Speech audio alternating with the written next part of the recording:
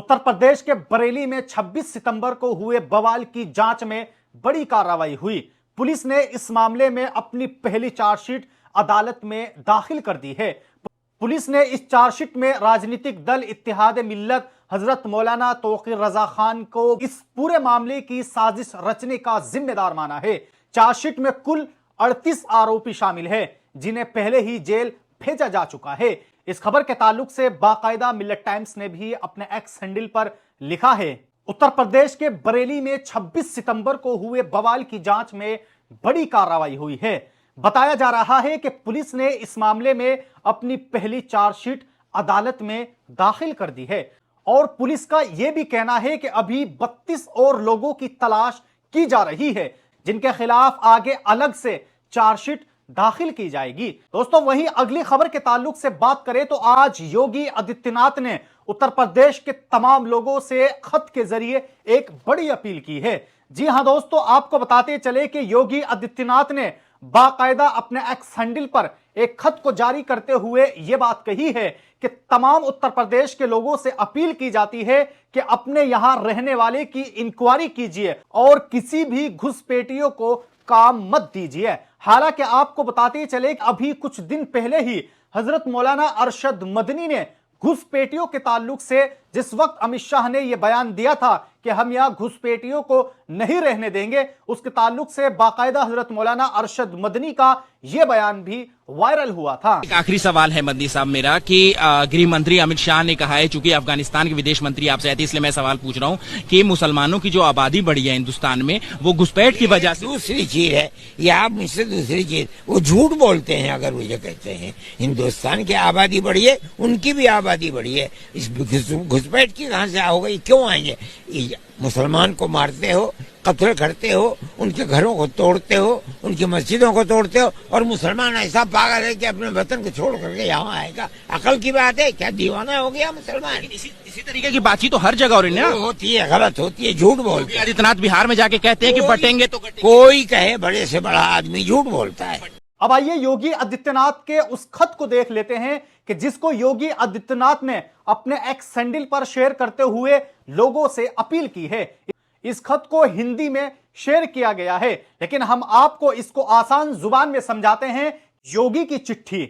मेरे मुअज़्ज़ज़ उत्तर प्रदेश के लोगों, मुअज़्ज़ज़ सुप्रीम कोर्ट ने एक मामले की समाअत के दौरान बहुत अहम तबसरा किया है कि किसी भी घुसपैठिए के लिए लाल कारपेट नहीं बिछाई जा सकती। इससे साफ है कि घुसपैठिया किसी भी कीमत पर काबिल कबूल नहीं है। वसाइल पर हक शहरियों का है, घुसपैठियों का नहीं है। उत्तर प्रदेश की हिफाजत, समाजी हम आहंगी और मजबूत कानून और निजाम हमारी सबसे बड़ी जिम्मेदारी है। सूबे में गैर कानूनी तौर पर रह रहे रोहिंग्या और बांग्लादेशी घुसपैठियों के खिलाफ सख्त और फैसलाकुन कार्रवाई शुरू की गई है। तमाम शहरी बल्दियात को मशकूक गैर मुल्की शहरियों की शनाख्त करके फहरिस्त तैयार करने का हुक्म दिए गए हैं। स्कीमों के जरिए मिलने वाले फायदों को बांटने नहीं दिया जा सकता। इसी मकसद से तबादला ख्याल बेदखली का खुसूसी मुहिम चलाई जा रही है और घुसपैठियों को निशानजद करके उनको डिटेंशन मराकज में भेजा जा रहा है ताकि आगे की कार्रवाई की जा सके। इसलिए हर डिवीजन में, हर डिटेंशन में मरकज कायम किए जाए और सूबे के बाशऊर अवाम से अपील करता हूं कि सड़क पर या घरेलू या कारोबारी कामों में किसी भी शख्स को मुलाजिम रखने से पहले उसकी शनाख्त जरूर यकीनी बनाए।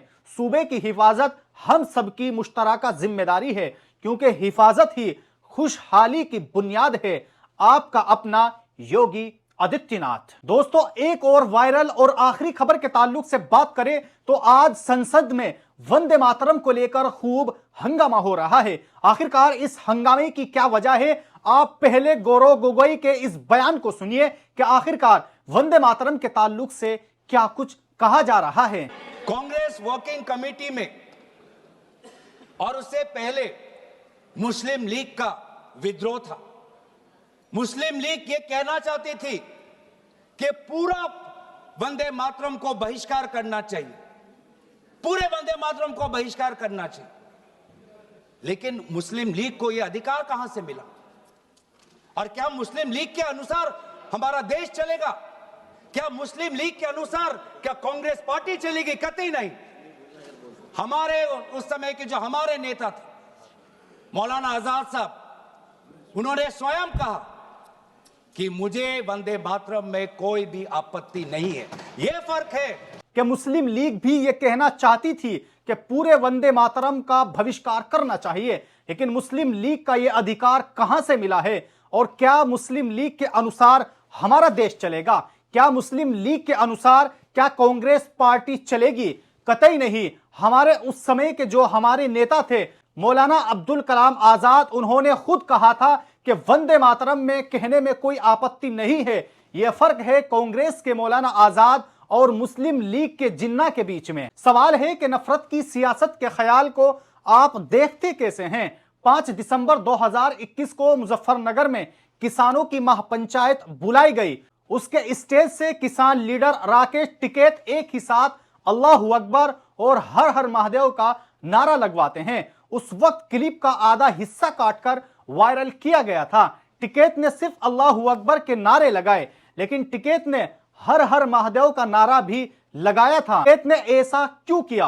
क्योंकि मगरबी यूपी में 2013 के बाद से जाटों और मुसलमानों के बीच खाई पैदा की गई। किसान तहरीक के वक्त उसका सियासी इस्तेमाल किया जा रहा था। बांटने के लिए टिकैत ने उसे रोकने के लिए अल्लाहू अकबर और हर हर महादेव का नारा एक साथ लगाया और धर्म की सियासत पर निशाना साधा। वो अपने वालिद किसान लीडर महेंद्र सिंह टिकैत को याद करते हुए कहते हैं कि उनके वालिद यही नारा लगवाते थे ताकि एकता बनी रहे। राकेश टिकैत एक तरह से तारीख से सीखते हैं। कोई अलग नारा लगाता है, लगाना चाहता है, इससे कम देशभक्त नहीं हो जाता। मौलाना हसरत मोहानी ने हमें इनकलाब जिंदाबाद का नारा दिया। यह नारा सबका नारा क्यों बना? कभी सोचिएगा 1920 की दिहाई में जब खिलाफत और अदम ताउन तहरीक चल रहा था, तब इसी सभा में मुस्लिम जनता अल्लाहू अकबर का नारा लगाती थी। हिंदू जनता वंदे मातरम का मकसद दोनों का एक ही था, मगर नारे अलग थे। राज्यसभा के साबिक मुश्तरका सेक्रेटरी S.A. साहू ने 2016 में हिंदुस्तान टाइम्स में लिखा था कि शौकत अली के जे के भी नारे लगते थे, महात्मा गांधी के जे के भी नारे लगते थे। गांधी कहते हैं कि बगैर हिंदू मुसलमान के जय भारत माता की जय नहीं हो सकती। 1947 में गांधी कोलकाता में थे, वहां सांप्रदायिक दंगे हो रहे थे। प्रार्थना सभा में गांधी वंदे मातरम का नारा लगाने का एहतजाज करते हैं। गांधी मानते हैं कि 1915 से 47 के दौरान वंदे मातरम का सांप्रदायिक इस्तेमाल होने लगा था। क्या बीजेपी गांधी को इसके लिए अपराधी मान सकते हैं? 6 मार्च 1947 को गांधी पटना में थे, वहां प्रार्थना सभा में हिस्सा लेते हैं। उनका हिस्सा पढ़कर सुनाता हूं। पटना की प्रार्थना सभा में गांधी कहते हैं, मैंने सुना है कि यहां हिंदू मुसलमानों को देखते हैं तो चीखते हैं और उन्हें डराते हैं। उनके सामने जय हिंद वंदे मातरम के नारे लगाते हैं। नारे लगाना अच्छी बात है, लेकिन हमको पहले यह सोचना चाहिए कि हम दूसरे को डराने के या धमकाने या उसे तकलीफ पहुंचाने के लिए नारा तो नहीं लगा रहे हैं। इन नारों से कहीं यह तो नहीं जाहिर होता कि हमने जो कुछ किया है हमें उसका घमंड है और हम उसे सही समझते हैं। नवाखली के हिंदू भी इसी तरह मुसलमानों के अल्लाहू अकबर के नारे से डरते थे। अगरचे अल्लाहू अकबर का मतलब है अल्लाह सबसे बड़ा है और उससे डरना नहीं चाहिए, लेकिन जब नारों का इस्तेमाल गलत किया जाता है तो उसका मतलब भी गलत समझा जाता है और वह अच्छी चीज की जगह बुरी चीज बन जाती है। जय हिंदू का यह मतलब नहीं कि हिंदुओं की जय और मुसलमानों की हार, लेकिन आज वो ऐसा ही समझते हैं क्योंकि हमने उनको इस नारे का गलत इस्तेमाल करके डरा दिया है। हम एक दूसरे का नारा सुनकर समझने लगते हैं कि दूसरा हमसे लड़ने के लिए तैयार है और दूसरी भी तैयारी करने लगते हैं। अगर इसी तरह लड़ते रहे और एक जगह का बदला दूसरी जगह लेते रहे, तब तो सारे हिंदुस्तान में खून की नदियां बह जाएगी और फिर भी बदले का खात्मा नहीं होगा। उम्मीद है कि गांधी की यह बात आपने ध्यान से सुनी होगी।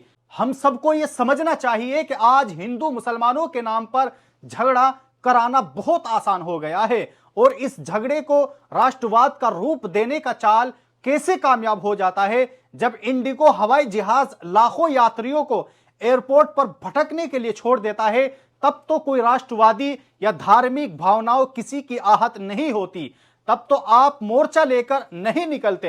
एयरपोर्ट पर हालत सबकी बुरी है, इसमें हिंदू भी हो, चाहे उसमें हिंदू हो, चाहे मुसलमान हो और चाहे ईसाई हो, परेशान सब लोग हैं। इसलिए आज हम सब लोगों को एक साथ मिलकर अपने भारत को आगे बढ़ाना है। तो बहरहाल दोस्तों, आप सब लोगों ने इस वीडियो के अंदर देखा कि किस तरह मौलाना तौकीर रजा खान को पुलिस ने मुखिया आरोपी बनाते हुए अदालत में चार्जशीट दाखिल कर दी है। आप सब लोग पुलिस की इस चार्जशीट के ताल्लुक से अपनी क्या राय रखते हैं, आप लोग हमें कमेंट बॉक्स में जरूर बताएं।